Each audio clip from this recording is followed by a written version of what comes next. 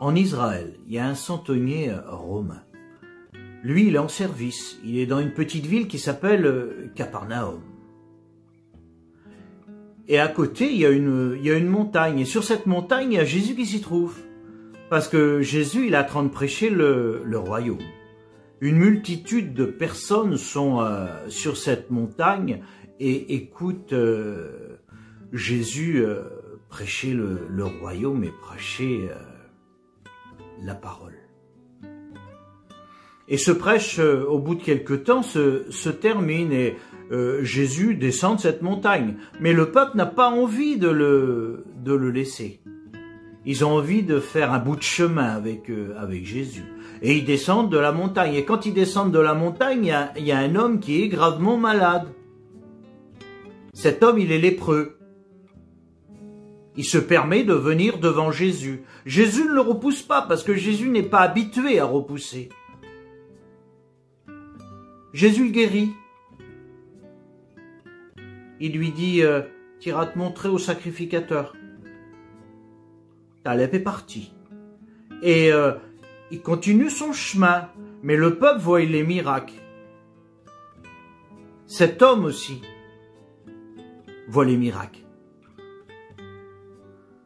Son cœur est troublé à ce centenier. Et voilà que Jésus rentre dans la ville de Capernaum.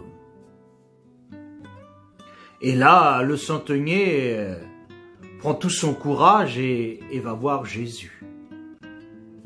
Et Jésus est attentif à tout le monde qui lui parle. Là, c'est un Romain qui vient se présenter devant lui. Pour Jésus, c'est pas un problème. Jésus, il est venu pour l'humanité. Et là, il écoute cet homme lui parler. Jésus est attentif, et toujours attentif, Jésus, quand on lui parle. Ce centenier dit, Maître,